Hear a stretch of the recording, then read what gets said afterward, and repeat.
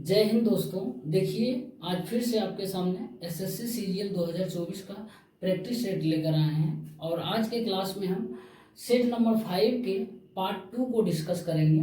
जिन हमारे भाइयों ने पार्ट 1 का वीडियो नहीं देखा है वो उनसे रिक्वेस्ट है जाकर देखिए आप, ठीक है ना। तो आज के हम क्लास में साथियों क्वेश्चन नंबर 14 से लेकर 25 तक कंप्लीट कर लेंगे और सेट नंबर 5 समाप्त हो जाएगा, ठीक है ना।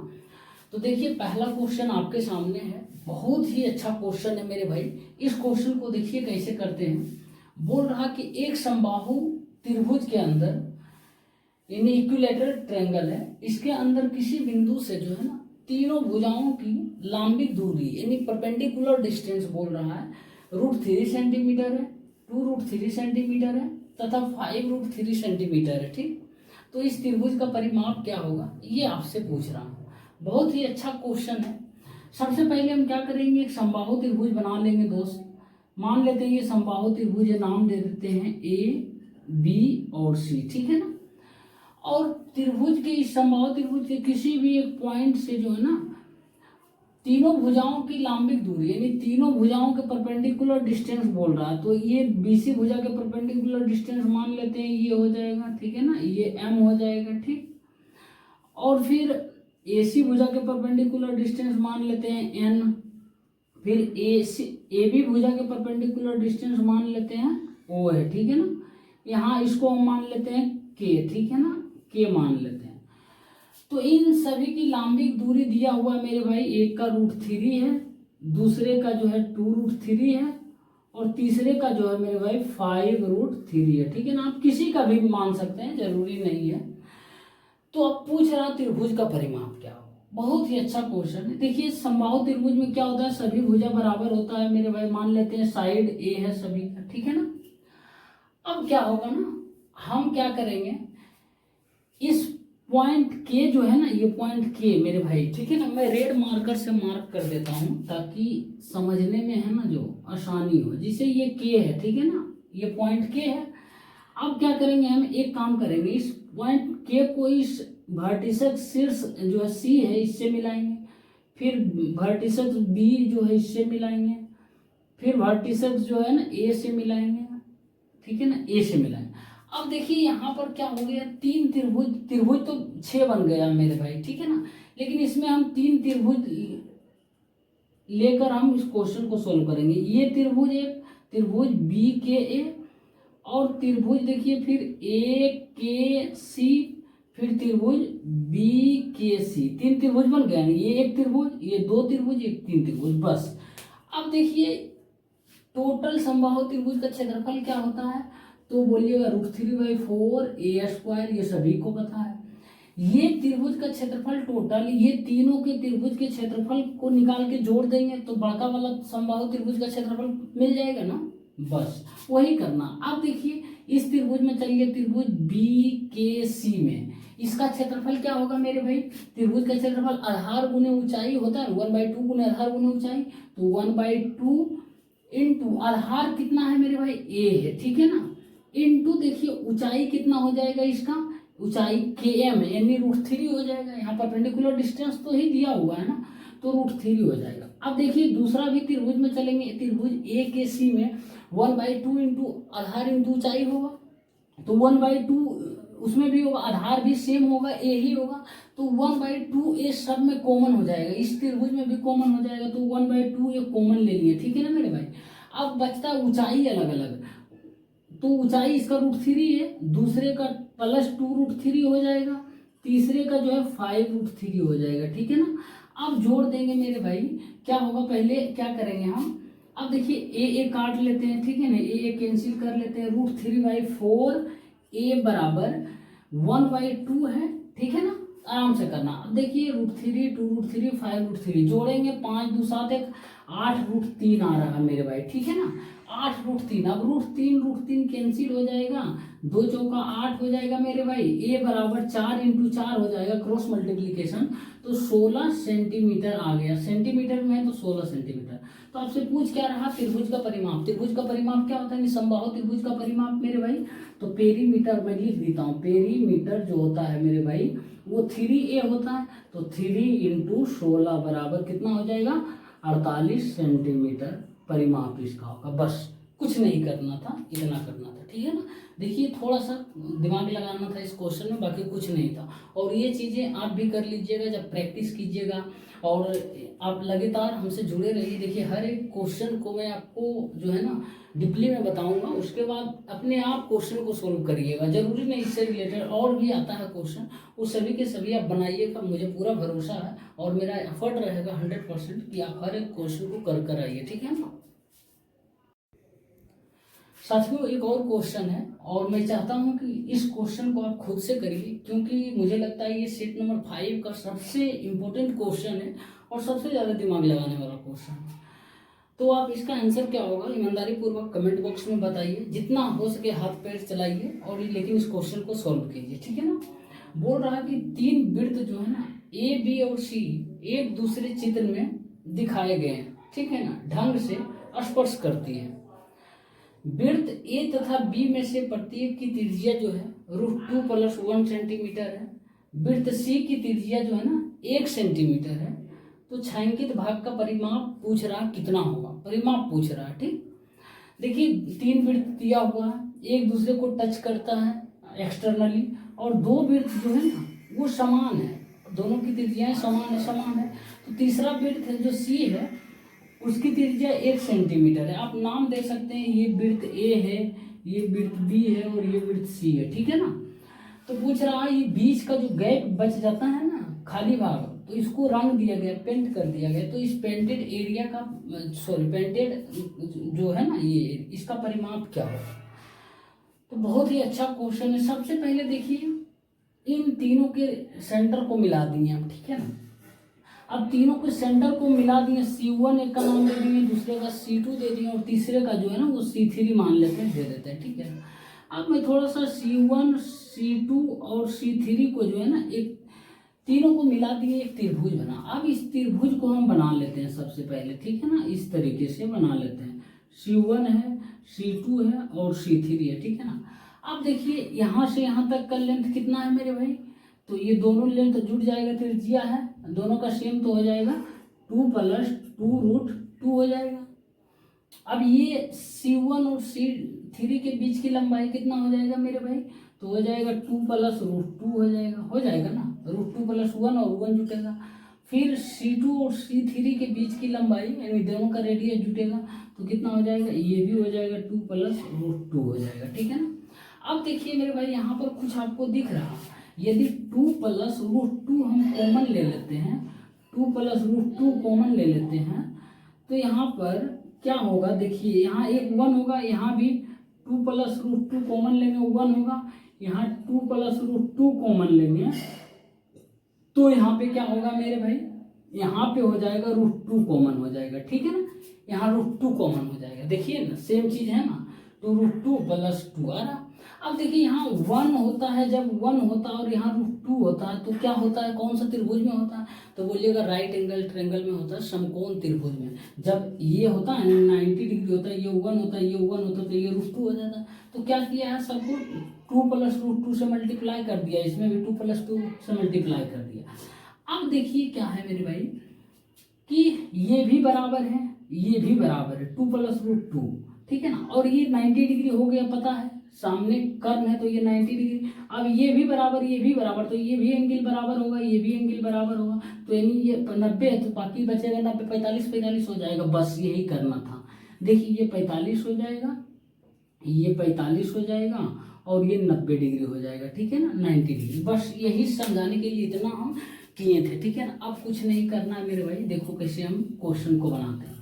अब क्या है ना, इसका परिमाप पूछ रहा है, ये पेंटेड एरिया का, तो पेंटेड एरिया का परिमाप क्या होगा मेरे भाई, परिमाप मतलब जो बाहर के जितना लंबाई है टोटल बाउंड्री वही तो निकालना। अब देखिए पेंटेड एरिया यहाँ से यहाँ तक मेरे भाई, ये पेंटेड एरिया है, ये क्या दिख रहा, ये वृत्त का चाप दिख रहा, वृत्त के चाप की लंबाई दिख रहा ना। उसी तरीके से यहाँ से लेकर यहाँ तक इस वृत्त में वृत्त के चाप की लंबाई दिख रहा ना। फिर उसी तरीके से यहाँ से लेकर यहाँ तक वृत्त की चाप की लंबाई, ये तीनों चाप की लंबाई तीनों वृत्त के जोड़ देंगे तो हम परिमाप निकल जाएगा ना। परिमाप ही तो पूछ रहा, तो परिमाप निकल जाएगा पेंटेड एरिया का। बस वही करेंगे। तो पहले क्या करेंगे, सेम वृत्त दो है तो पहले एक का होता है चाप की लंबाई होता है, वृत्त की चाप की लंबाई मेरे भाई क्या होता है θ/360 गुने 2πr होता है, यानी वृत्त की परिधि। तो यहाँ दो वृत्त है, सेम दोनों वृत्त है, दो से हम मल्टीप्लाई सीधे कर देते हैं। उसके बाद प्लस अब इसमें देखिए करेंगे θ/360 इंटू 2πr करेंगे, 2πr करेंगे, इसका रेडियस अलग होगा, ठीक है ना, इसका एंगल भी अलग होगा। तो अब देखिए क्या होगा मेरे भाई, अब क्या करेंगे हम 2 इंटू ये 4, 2 दूना 4, 90 बार में खत्म। अब ये थीटा का जगह क्या होगा मेरे भाई 45 डिग्री होगा, ये 45 ये 45, तो 45 भी कर देता हूँ, ठीक है ना। 45 करेंगे 2 से कट जाएगा तो कितना होगा πr/2 हो जाएगा, πr/2 प्लस। अब देखिए यहाँ पर थीटा कितना मान होगा इसके लिए, तो 90 डिग्री होगा, तो प्लस 90 लिख देता हूँ, ठीक है, 90/360 तो कितना हो जाएगा मेरे भाई, ये 4 हो जाएगा, ये 2 हो जाएगा, तो πr/2 हो जाएगा, ठीक है ना। πr/2 हो गया। अब देखिए यहाँ पर दोनों का रेडियस दोनों का मेरे भाई अलग अलग है, ठीक है ना, ध्यान से थोड़ा सा। तो π/2 हम कॉमन ले लेते हैं मेरे भाई, r1 + r2 हो जाएगा। r1 दोनों का तो बराबर ही है तो r1 ही मान लिए, तो रेडियस इसका हो जाएगा √2 + 1, ठीक है ना, √2 + 1, फिर प्लस हो जाएगा मेरे भाई r2, π/2 कॉमन लिए ना, r2 का मान 1 हो जाएगा, ठीक है ना।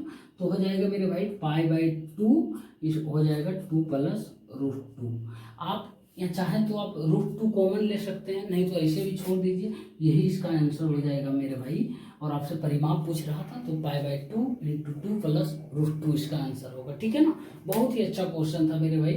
एरिया मत निकाल देना, बहुत सारे स्टूडेंट्स क्या करेंगे, एरिया को पता होगा एरिया निकाल देंगे, लेकिन यहाँ पेरीमीटर पूछ दिया तो पेरीमीटर ध्यान से वृत्त के चाप की लंबाई ही होगी, ठीक है ना। साथियों एक और क्वेश्चन है, देखिए मेंसुरेशन का क्वेश्चन है, बहुत ही अच्छा क्वेश्चन है। बोल रहा है कि एक शंक्वाकार बर्तन के आधार की त्रिज्या जो है 12 सेंटीमीटर तथा ऊंचाई जो है ना वो 50 सेंटीमीटर है तथा यह किसी तरल पदार्थ से भरा है, ठीक। इस तरल को एक बेलनाकार बर्तन जिसके अंदर का अर्ध व्यास जो है ना, यानी अर्ध व्यास का मतलब रेडियस है, ठीक है ना, 10 सेंटीमीटर है, उसमें उलट दिया जाता है, ठीक है ना, उसमें डाल दिया जाता है। तो बेलनाकार बर्तन में तरल पदार्थ की क्या ऊंचाई होगी, ये आपसे पूछ रहा।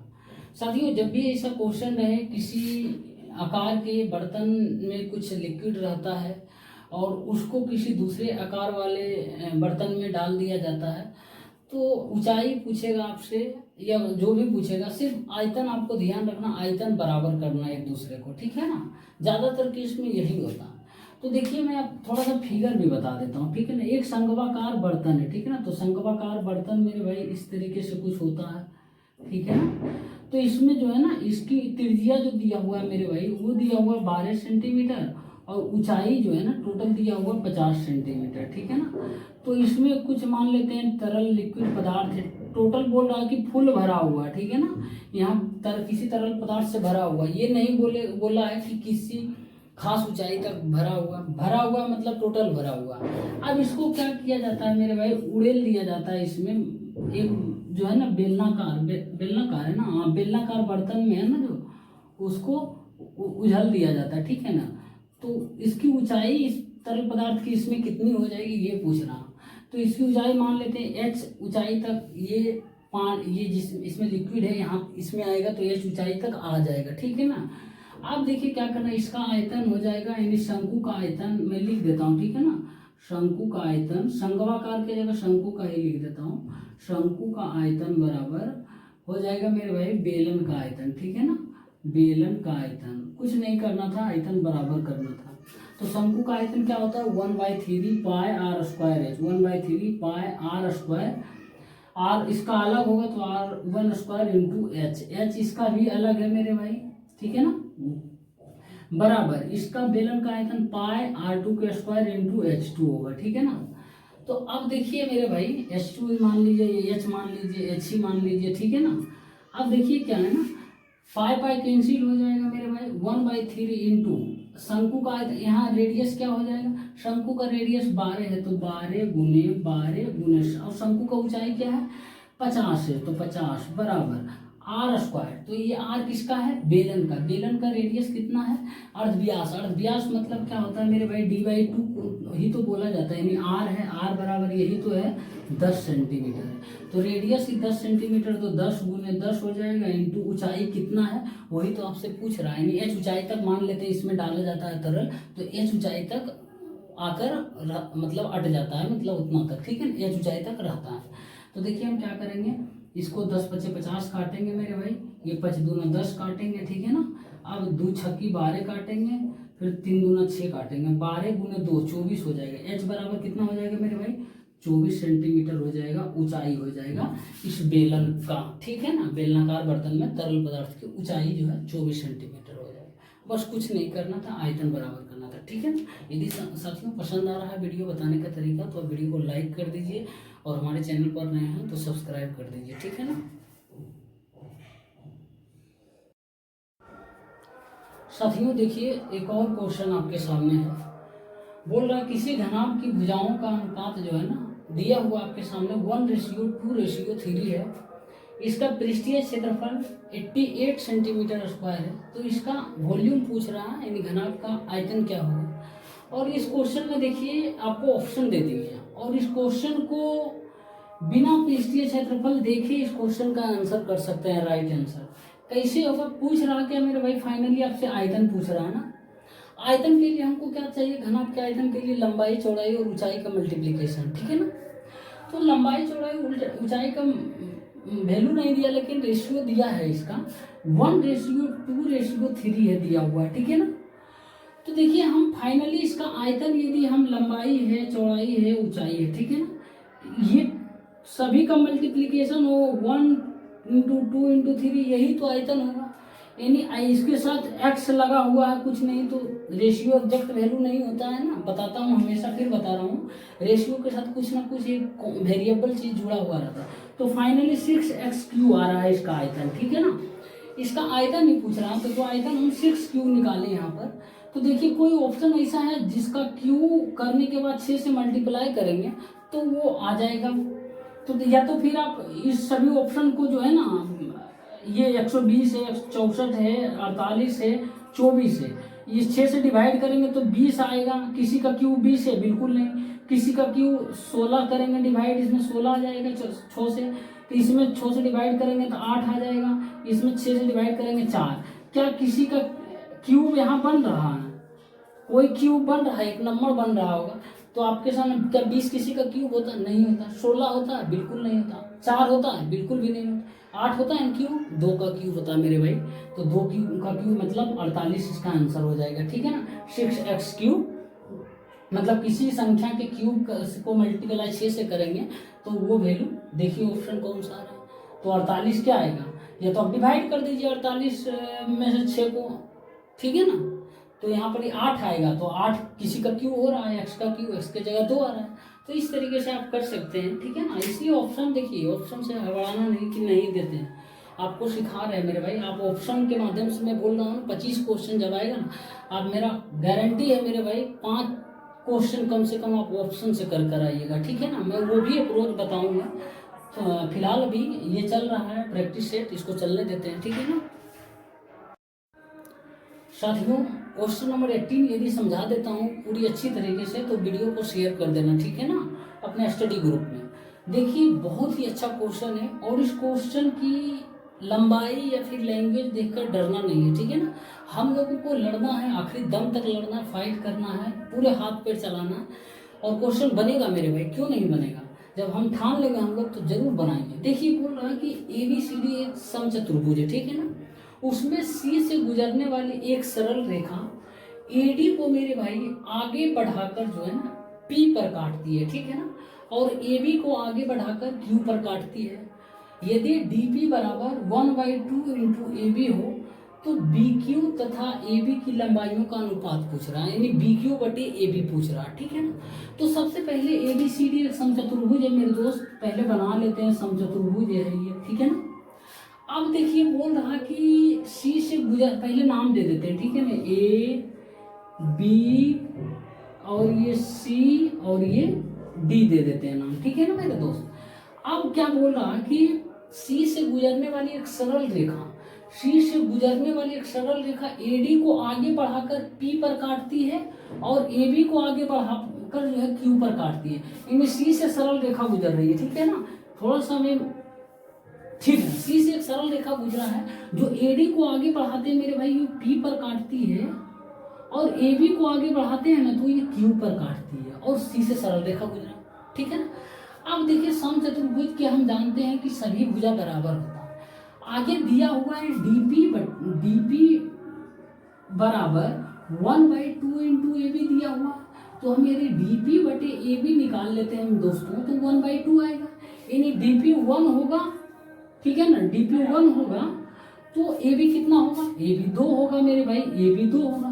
अब समचतुर्भुज की सभी भुजा बराबर होता है और आमने सामने की भुजा भी समांतर होती है, ये ध्यान रखना चाहिए। तो ये 2 हो जाएगा ये भी, और सभी के सभी 2 हो जाएगा मित्रों, ठीक। अब देखिए मेरे भाई आपसे पूछ रहा है बी क्यू और ए बी की लंबाइयों का अनुपात, यानी बी क्यू बटे ए बी आपसे पूछ रहा। तो देखिए ए बी का, बी क्यू का मान हमको तो नहीं पता है क्या होगा, लेकिन ए बी का मान पता है, ए बी का मान 2, यानी पक्का कंफर्म है कि 2 नीचे में होगा। अब देखिए बी क्यू कैसे निकालेंगे, तो देखिए मित्रों B C parallel A D है ना, और ए डी को ही आगे बढ़ाएंगे, यही सरल लाइन, सरल रेखा जो है स्ट्रेट लाइन पी तक बढ़ाएं तो B C parallel A P होगा ना। अब ये देखिए सिमिलरिटी का कॉन्सेप्ट आ रहा है, ठीक है ना। ये है मेरे भाई, इस तरीके से देखिएगा, ये पैरेलल है, ठीक है ना। ये बी सी है और ये जो है मेरे भाई ए है और ये है पी है, ठीक है ना, ये पी है। अब क्या करेंगे हम, ये एपी की लंबाई टोटल कितना हो जाएगा, 2 + 1 कितना हो जाएगा, 3 हो जाएगा, और बीसी कितना हो जाएगा मेरे भाई, 2 हो जाएगा। और ये जो है ए बी दिया हुआ है 2, तो बी क्यू हमको निकालना है, तो क्या हम सिमिलरिटी का कॉन्सेप्ट लगाकर यूज कर सकते हैं। तो देखिए हम क्या करेंगे, बी क्यू बटे, जब ये दोनों पैरेलल है, बी सी और ए पी पैरेलल है, तो हम क्या करते हैं, बी क्यू बटे ए क्यू करते हैं। बी क्यू बटे ए क्यू बराबर मेरे भाई बी सी बटे ए पी, बी सी बटे ए पी मैं लिख देता हूँ, ठीक है ना, ताकि सुविधा हो। अब बी क्यू का मान कितना होगा, बी क्यू का मान हमको नहीं पता, तो बी क्यू ही रहने देते हैं, बी क्यू ही तो निकालना।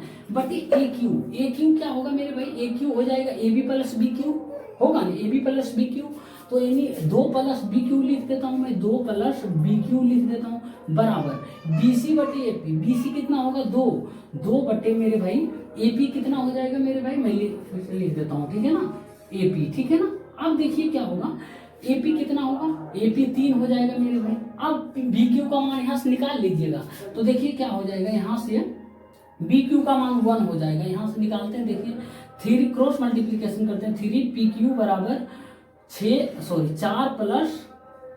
3 पी क्यू होगा, 2 पी क्यू होगा मेरे भाई, क्रॉस मल्टीप्लीकेशन किया, 3 पी क्यू बराबर 4 + 2 पी क्यू, तो बी क्यू होगा, बी क्यू होगा मेरे भाई, माफी चाहते हैं। तो देखिए यहाँ बी क्यू बराबर कितना हो जाएगा मेरे भाई, बी क्यू बराबर हो जाएगा 4 हो जाएगा, 4 हो जाएगा ना बस, तो बी क्यू बराबर 4 आ जाएगा मेरे भाई, 4। अब क्या करना है, तो यही तो बी क्यू का मान रख देना, तो 2/1 मतलब 2:1 हो जाएगा, ठीक है ना। तो आपसे यही पूछ रहा था, इस तरीके से क्वेश्चन को सॉल्व किया जाता है, कुछ नहीं था, सिमिलरिटी का कॉन्सेप्ट लगाना था, बाकी क्वेश्चन सॉल्व हो जाएगा। साथियों एक और क्वेश्चन है, ट्रिगोनोमेट्री का है, देखिए। हालांकि इस क्वेश्चन को आप देखते ही आंसर क्लिक कर सकते हैं, इसका आंसर जो होगा 1 ही होगा, ठीक है ना। लेकिन कैसे होगा मैं थोड़ा बता देता हूँ। बोल रहा यदि थीटा धनात्मक न्यूनकोण हो जो cos square theta plus cos की पावर 4 थीटा बराबर 1 को सेटिस्फाई करता है, तो टेन स्क्वायर थीटा प्लस 3 पे पावर 4 थीटा का मान क्या होगा, ये पूछ रहा है। हालांकि ऐसा क्वेश्चन करवा चुके हैं, लेकिन उसमें क्या था, उसमें थोड़ा यहाँ पर साइन थीटा हुआ था, ठीक है ना। तो देखिए कुछ नहीं करना है, cos square theta plus cos पे पावर 4 थीटा बराबर 1 है ना। तो हम क्या करेंगे मेरे भाई, कोस पे पावर 4 थीटा बराबर 1 माइनस कोस स्क्वायर थीटा लिख सकते हैं ना। तो ये हो जाएगा कोस पे पावर 4 थीटा बराबर साइन स्क्वायर थीटा। अब क्या करेंगे, एक कोस स्क्वायर इधर ले आएंगे, कोस स्क्वायर थीटा इधर हो जाएगा एक, तो ये बचेगा कितना, कोस स्क्वायर थीटा।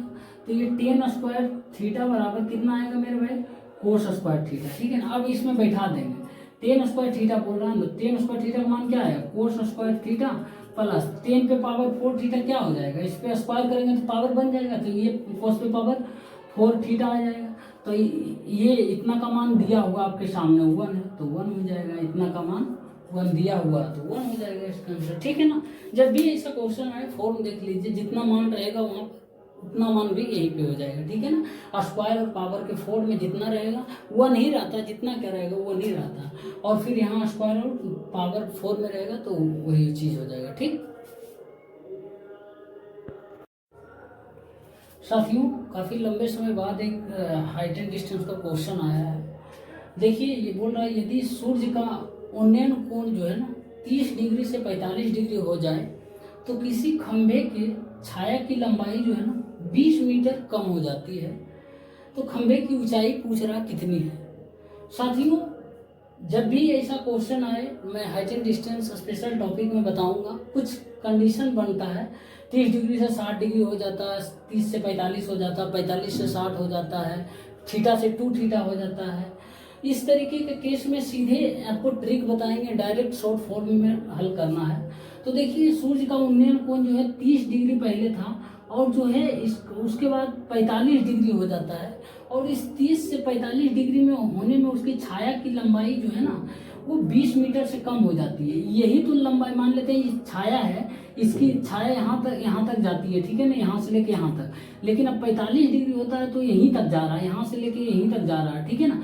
तो ये ए से यदि कितना से कम हो रहा है, मान लेते हैं ए से कम हो रहा है, 30 डिग्री से 45 डिग्री आने में ए मीटर सेंटीमीटर जितना भी आप रखिए मीटर में सेंटीमीटर में, इतना ए कम हो रहा है, और ऊंचाई दिया हुआ रहे तो आपको कुछ नहीं करना, दो ही चीज पूछेगा, या तो छाया की लंबाई कितना कम गया है या ऊंचाई कितना होगा। तो सीधे पूछना है, खंभे की ऊंचाई पूछना, तो खंभे की ऊंचाई मेरे भाई लिखना है h बराबर होगा √3 + 1/2 इंटू ए कर देना है, ठीक है ना। ए क्या है यहाँ पर, ए कितना छाया की लंबाई कम रहा है, ठीक है ना। जब एंगल बदल रहा है तो छाया की लंबाई कितना से कम रहा है, ए का मान वो होगा, एच तो ऊंचाई होगा ही खंभे की। तो देखिए यहाँ पर कब ये काम करेगा फार्मूला, h बराबर √3 + 1/2 इंटू ए, जब एंगल 30 से 45 डिग्री होगा। अब होता है मेरे भाई 30 से 60 भी हो सकता है, 45 से 60 भी हो सकता है, 15 से 30 भी हो सकता है। तो हर एक का कंडीशन है, हर एक का अलग अलग फार्मूला मैं सब का बताऊंगा जब इसका टॉपिक बताऊंगा, ठीक है ना। पूरे इसको खोल कर रख देंगे हाइट एंड डिस्टेंस का। तो देखिए अब क्या करेंगे, h पूछ रहा तो h बराबर √3 + 1 हो जाएगा बटे 2 इंटू एच का ए कितना छाया की लंबाई कम रहा, तो बोल रहा 20 मीटर कम रहा मेरे भाई। अब 2 से काट दो 10, तो हो जाएगा 10 इंटू √3 + 1 सेंटीमीटर, सॉरी मीटर हो जाएगा, मीटर में इतना हो जाएगा ऊंचाई इस खंभे की। बस कुछ करना था, देखिए कितना शॉर्ट फॉर्म में बन गया, ठीक है ना। पसंद आ रहा है मेरे भाई तो वीडियो को लाइक करते रहिए, ठीक है ना। और भी अच्छा कॉन्सेप्ट लाएंगे, ट्रिक देंगे आपको, A to Z दे देंगे जो मेरे पास है, ठीक है ना।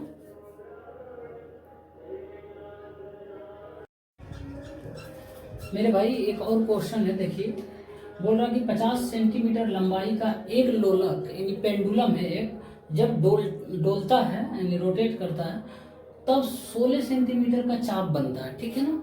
तो इस प्रकार जो चाप बनता है ना उसके द्वारा बना कोण कितना होगा, कितना डिग्री का होगा, ये आपसे पूछ रहा, ठीक है ना।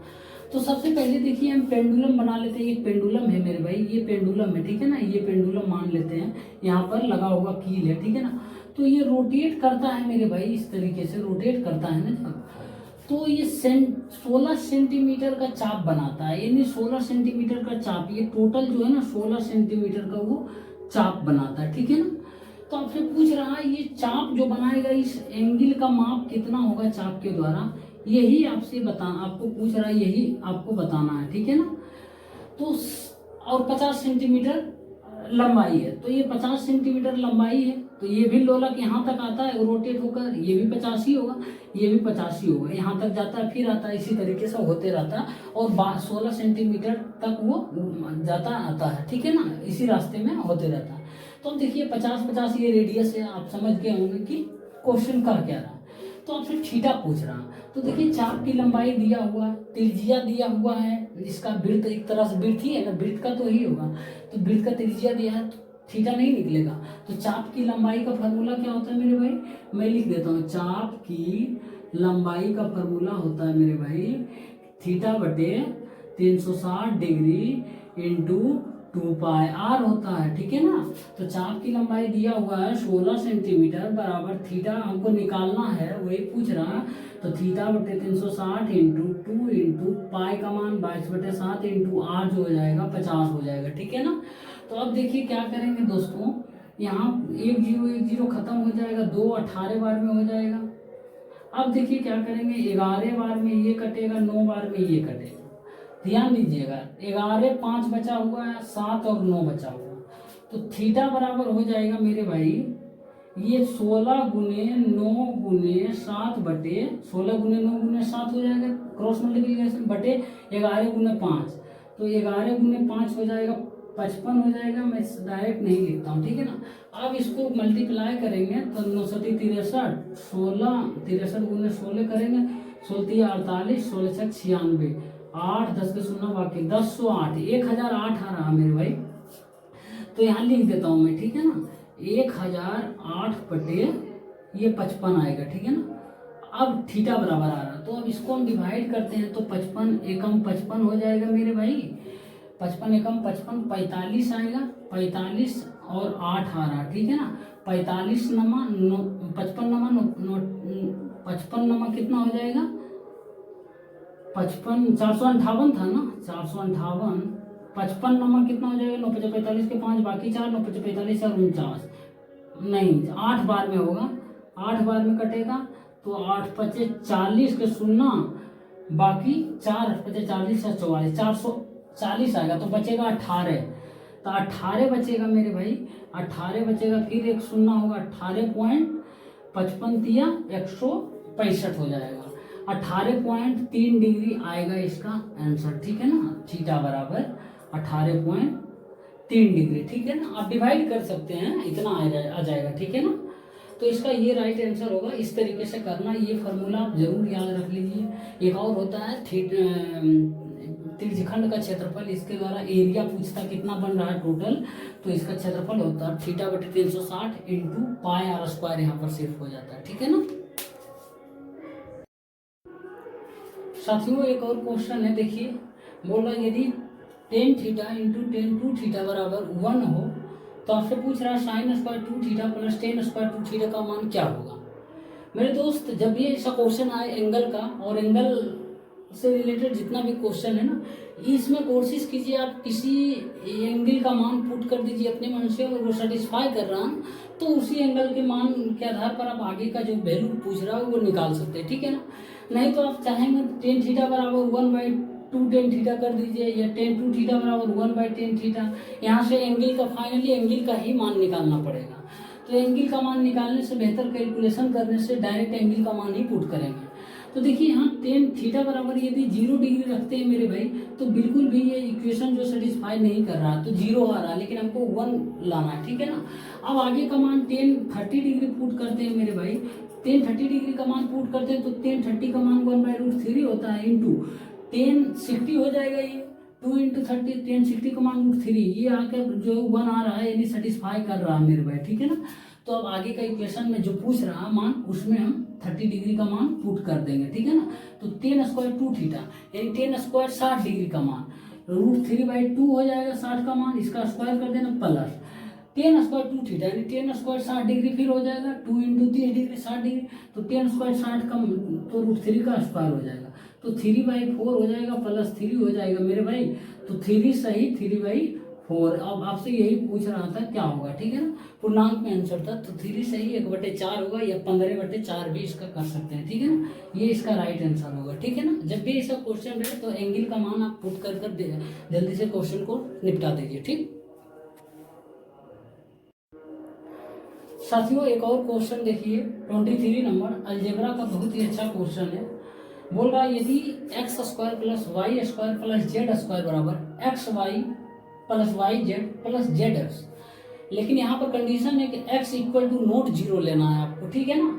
तो आपसे पूछ रहा कि 4x plus 2y minus 3z upon 2x का मान क्या होगा, ये पूछ रहा, ठीक है। तो देखिए हम क्या करेंगे, इस क्वेश्चन को सबसे पहले हम जितना संभव हो सके मेरे भाई पुटिंग मेथड का यूज करें, वैल्यू पुटिंग मेथड का यूज करेंगे। तो हम x बराबर यहाँ तो बोला है 0 बिल्कुल भी नहीं लेना, ठीक है ना। तो x बराबर 0 लेंगे तो क्योंकि समथिंग बाई 0 इन्फिनिटी आ जाता है, तो कोई मतलब नहीं रह जाता। तो हम देखिए लेकिन y का मान 0 ले सकते हैं, z का मान 0 ले सकते हैं, कुछ भी ले सकते हैं। तो सबसे पहले हम क्या करेंगे, तीनों दोनों में सेटिस्फाई होना चाहिए, दोनों right left equal to right होना चाहिए। तो x बराबर हम 1 लेते हैं, y बराबर भी 1 लेते हैं और z बराबर भी 1 लेते हैं। तो क्या ये दोनों सेटिस्फाई करता है? तो देखिए 1 के स्क्वायर प्लस 1 प्लस 1 प्लस 1, ये क्या हो जाएगा 1 into 1 plus 1 into 1 plus 1 into 1, यानी 3 बराबर 3 आ रहा है मेरे भाई। तो सेटिस्फाई कर रहा है। बस हम x बराबर 1 y बराबर 1 z बराबर 1 मानकर इसमें वैल्यू पुट कर लेंगे। तो देखिए बोल रहा क्या 4x 4 into 1 plus 2y 2 into 1 minus 3z 3 into 1 upon 2x 2 into 1, ठीक है ना। तो हो जाएगा 4 2 6 माइनस 3/2 हो जाएगा, मतलब मेरे भाई 1.5 आ जाएगा, ठीक है ना। या 3/2 रहने दीजिए, जो आपका मन है वो कीजिए, ठीक है ना। कुछ छात्रों के मन में ये सवाल आएगा कि भाई हो सकता है मुझे नहीं पता हो वैल्यू पुट कैसे करें, या फिर उस वक्त माइंड में ना आए क्या करें पुट। मेरे भाई पहले नंबर तो ये सिंपल दिख रहा है, क्वेश्चन 3 है, यहाँ भी 3 है, तो एक एक समय बड़ा नहीं। तो देखिए एक और तरीका बता रहा हूँ। अब देखिए हम क्या करेंगे, X square plus Y square plus Z square, इसको इधर ले आते हैं, राइट साइड को लेफ्ट साइड में ले आते हैं। Minus X Y minus Y Z minus Z X बराबर 0 कर सकते हैं ना मेरे भाई, ठीक है ना। छोटा छोटा लिख रहा हूँ, जगह कम है। अब देखिए हम क्या करेंगे, दोनों तरफ 2 से मल्टीप्लाई कर देते हैं, तो कोई दिक्कत होगा नहीं होगा 2 से मल्टीप्लाई। तो ये हो जाएगा 2x square plus 2y square plus 2z square minus 2xy minus 2yz minus 2zx बराबर 0 उधर हो जाएगा। अब देखिए क्या ये टोटल जो दिख रहा है x माइनस वाई का होल स्क्वायर है प्लस y माइनस जेड का होल स्क्वायर है प्लस जेड माइनस एक्स का होल स्क्वायर बराबर 0 दिख रहा है ना। देखिए इस तीनों को तोड़िए, इतना आ रहा। तो ये मेरे भाई तीनों का x minus Y Y minus Z Z minus X का होल स्क्वायर, तीनों का स्क्वायर के जोड़ 0 है।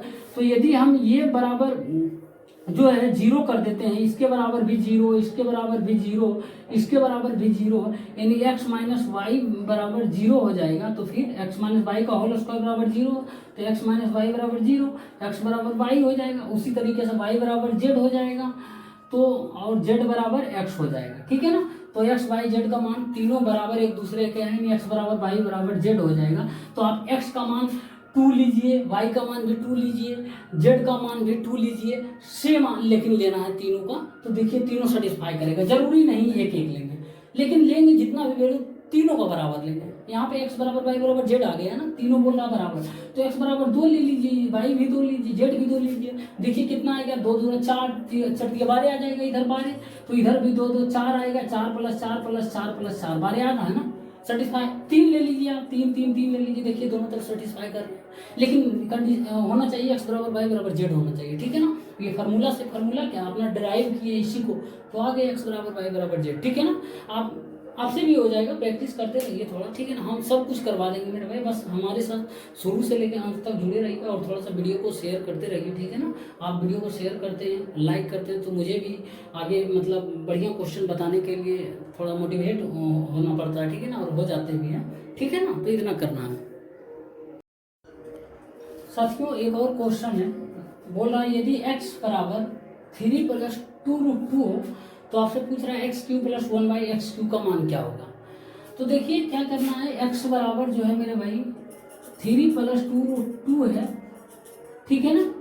यदि हम 1/x निकालेंगे तो क्या हो जाएगा मेरे भाई, जस्ट इसका उल्टा हो जाएगा, तो 3 माइनस 2√2 हो जाएगा। ठीक है ना। आप करके देखिए 1/x बराबर यानी 1/3 प्लस 2√3 करके देखिए, सॉरी 3 प्लस 2√2 होगा। ठीक है ना। आप कर देखिए तो ये 3 माइनस 2√2 आएगा। ठीक है ना। अब देखिए क्या है ना, आपसे पूछ रहे हैं आप x cube plus 1/x cube, तो x cube plus 1/x cube यानी a cube plus B cube, a cube plus B cube का फॉर्मूला, तो ए प्लस बी का होल क्यू लिख सकते हैं, एक्स प्लस 1/x का whole cube minus 3 b, a के जगह एक्स इंटू बी के जगह 1/x into a plus b x plus 1/x। A cube plus B cube का फॉर्मूला इतना होता है, ए प्लस बी का whole cube minus 3ab into a plus b. ठीक है ना। फॉर्मूला याद होना चाहिए। तो देखिए एक्स प्लस 1/x, एक्स का मान इतना निकाले, 1/x का मान इतना निकाले, दोनों को जोड़ के क्यू कीजिए, तो दोनों को जोड़ेंगे 2√2 कैंसिल हो जाएगा, प्लस माइनस तो बचेगा 6 के क्यू कितना हो जाएगा मेरे भाई, 216 हो जाएगा। 3 + 3 6 का Q 216 minus 3 into A B खत्म हो जाएगा, ये तो 1 हो जाएगा कट के, इंटू ए प्लस बी कितना होगा, फिर जोड़ेंगे तो प्लस 2√2 माइनस 2√2 कैंसिल, तो 3 + 3 6 हो जाएगा मेरे भाई। तो 216 माइनस 18 करेंगे तो कितना आ जाएगा मेरे भाई, 198 आ जाएगा। ठीक है ना। यही इसका राइट आंसर होगा और यही आपसे पूछ रहा था। ठीक है ना। बस ध्यान रखिए, इसको थोड़ा सा है ना प्रमेयकरण करना था, बाकी कुछ नहीं करना था, कोई दम नहीं क्वेश्चन में, और ये फार्मूला आपको पता होना चाहिए। ठीक है ना साथियों, सेट नंबर 5 का लास्ट क्वेश्चन है ये, और ये बहुत ही इम्पोर्टेंट क्वेश्चन है। इस तरीके का क्वेश्चन बार बार आपको देखने को मिलेगा आप जब मॉक टेस्ट देते होंगे।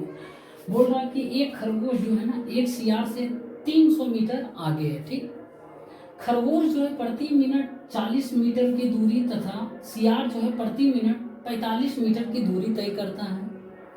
कितने मिनट में तथा जहां खरगोश आरंभ में था वहां से कितने मीटर की दूरी पर सियार जो है खरगोश को पकड़ लेगा। ठीक है ना। तो देखिए सियार ही पकड़ेगा खरगोश को, क्योंकि सियार की चाल जो है ना वो 45 है और खरगोश 40 के स्पीड से दौड़ रहा है, तो पकड़ेगा तो सियार ही पकड़ेगा खरगोश को, क्योंकि स्पीड ज्यादा है। तो देखिए ये क्वेश्चन मेरे भाई, या फिर चोर और सिपाही के क्वेश्चन में कोई अंतर है, देखिए तो कोई अंतर नहीं है, कुछ भी अंतर नहीं है। बस खाली यहाँ खरगोश के चोर के जगह सिपाही के जगह खरगोश कर दिया, सियार कर दिया। तो हम देखिए क्या करेंगे, बोल रहा है कि खरगोश एक सियार से 300 मीटर आगे, तो देखिए मान लेते हैं 300 मीटर आगे है। अब देखिए यहाँ 300 मीटर आगे है। ठीक है ना। यहाँ यदि सियार है तो यहाँ खरगोश होगा और 300 मीटर की दूरी पर होगा, क्योंकि सियार से 300 मीटर आगे खरगोश है। ठीक है ना। अब जो बोल रहा है कि खरगोश की चाल जो है प्रति मिनट 40 मीटर की दूरी, यानी आप दिया है खरगोश की चाल मेरे भाई कितना है, 40 मीटर प्रति मिनट दिया हुआ। ठीक है ना। और सियार का चाल जो मेरे भाई दिया हुआ है वो 45 मीटर प्रति मिनट दिया हुआ। ठीक है ना। लैंग्वेज में लिख दिया, बल्कि इस तरह लिखने के बजाय। अब बोल रहा है कि कितने मिनट में तथा जहां खरगोश आरंभ में था वहां से कितने मीटर की दूरी पर सियार खरगोश को पकड़ लेगा। तो मान लेते हैं यहाँ इस पॉइंट पर जाकर पकड़ता है। ठीक है ना। और यहाँ से यहाँ तक एक्स का डिस्टेंस कवर करता है। ठीक है ना। इस पॉइंट पर जाकर खरगोश को है ना ये सियार पकड़ लेता है। ठीक है ना। ये खरगोश यहाँ चला है मेरे भाई। ठीक है ना। और यहाँ सियार भी जाकर ये पकड़ लिया। ठीक है ना। इसको पकड़ लिया यहाँ जाकर। ठीक, अब देखिए यहाँ पर क्या हुआ, जब सियार 300 मीटर और एक्स की दूरी जितना समय में कवर करेगा उतना ही समय में खरगोश जो है x मीटर की दूरी कवर करेगा, पकड़ेगा। इस पॉइंट पे मान कर चलते हैं तो दोनों का समय तो बराबर होगा, समय बराबर होगा t1 बराबर t2, मतलब खरगोश जो सियार का होगा वो खरगोश का। तो सियार का दूरी समय बराबर दूरी बटे चाल होता है। दूरी कितना सियार को करना पड़ेगा यहाँ पर पकड़ने के लिए, ये 300 तो पहले आगे है प्लस x ये भी करना पड़ेगा, तो 300 प्लस x बटे चाल। तो सियार की चाल कितना है मेरे भाई, 45 दिया हुआ। ठीक है ना। 45 बराबर, अब खरगोश का समय बराबर दूरी बटे चाल, दूरी इसको यहाँ से यहाँ x ही करना पड़ेगा, तो x बटे चाल इसका जो है ना वो 40 है। अब क्या करेंगे, 8 × 40 9 × 45, तो क्रॉस मल्टीप्लीकेशन करेंगे 2400 प्लस 8x बराबर 9x। ठीक है ना। तो यहाँ से x बराबर कितना आ जाएगा मेरे भाई 2400 मीटर आ जाएगा, ठीक है, मीटर प्रति मिनट में। तो x बराबर 2400 मीटर है और बोल रहा है कि कितनी दूरी पर सियार खरगोश को पकड़ लेगा। तो कितनी दूरी पर पकड़ लेगा मेरे भाई, तो सियार खरगोश को यहाँ से यहाँ तक 2400 मीटर की दूरी पर पकड़ लेगा, ठीक है ना, आगे का। और उसके बाद बोल रहा है कि कितने मिनट में उसको पकड़ लेगा। तो कितने मिनट में पकड़ लेगा, तो समय बराबर दूरी बटे चाल। दूरी कितना हो जाएगा 2400 और प्लस ये भी दूरी करना पड़ रहा है उसको कवर मेरे भाई, तो गलती मत कर देना। तो 2700 हो जाएगा, मैं लिख देता हूँ, ठीक है ना। समय बराबर दूरी बटे चाल 2400 प्लस, ठीक है ना, ये 300, ठीक है ना, बटे चाल। तो सियार का चाल कितना है मेरे भाई 45 है। तो 2700 बटे 45 हो जाएगा मेरे भाई, 5 नंबर 45, 3 नंबर 27, तो 60 मिनट हो जाएगा, ठीक है ना। 60 मिनट के बाद जो है सियार खरगोश को पकड़ लेगा और कितनी दूरी पर पकड़ेगा, 2400 मीटर की दूरी पर पकड़ेगा। कुछ लोगों के मन में आएगा कि भाई 2700 होगा ना, 300 प्लस 2400, मेरे भाई बोला कितनी दूरी, ये तो आगे है, कितनी दूरी पर इसको पकड़ लेगा, तो ये 2400 मीटर की दूरी पर जाएगा तब ये इसको पकड़ लेगा, ठीक है। 2400 ही इसका आंसर होगा, ठीक है ना। और यदि पूछता कितना दूरी इसको कवर करना पड़ रहा तो 2700 होता, ठीक है ना।